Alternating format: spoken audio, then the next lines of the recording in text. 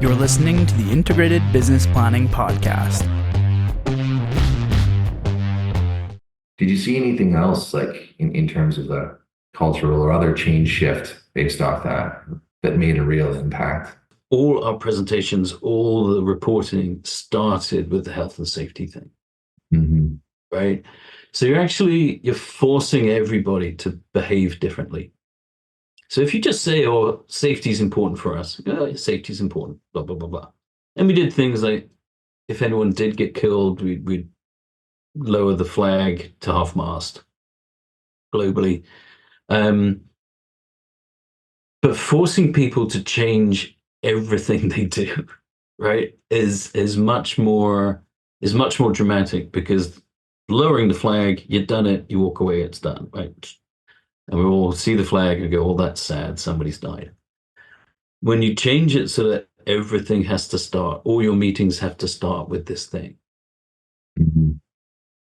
it really does force change into people. And so everybody is aware we're not going to get onto the finances until we've done the health and safety stuff. So when you're trying to change how people behave, physically changing how they behave is part of that, right? So yes, we'd instruct people how to behave more safely.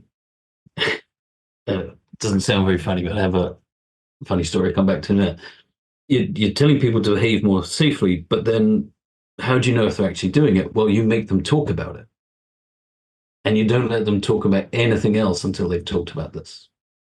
Interesting. So part of that is really driving it home in almost every meeting, like ground level, day to day, or week to week, whatever the report, whatever the cycles are, but just making that front and center, probably a couple of key questions. And I'm presuming that even with that, there's the reporting that comes with that, right? And it's like, yeah, let's see our safety report, and let's talk about our safety report and how are we doing on that. And so probably it sounds like even obviously a big shift in culture and thinking, but then bringing it down to the execution level, it's actually done in the meetings and like right at ground level there, hey?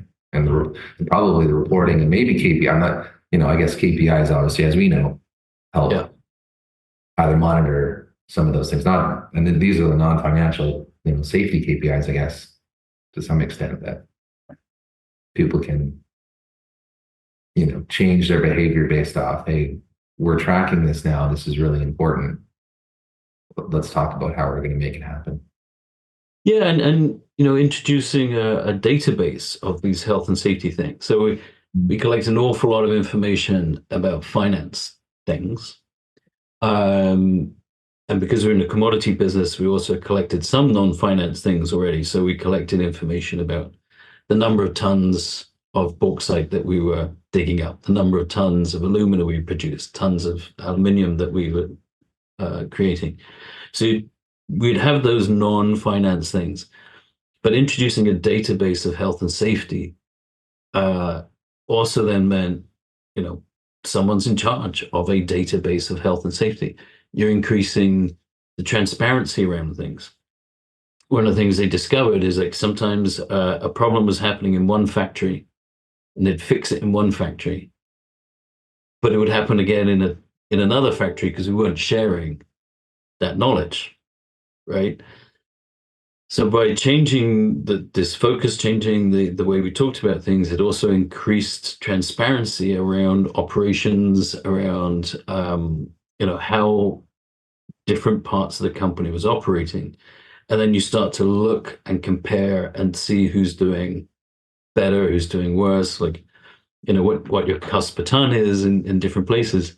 So it's a sort of virtuous cycle where, because we're reporting and being more transparent about health and safety things, we're also being more transparent about everything we do. And so forcing people to be transparent, then also, again, it changes your mindset. Instead of being in your silo and instead of trying to hide mistakes, you're forcing people to talk about your mistake.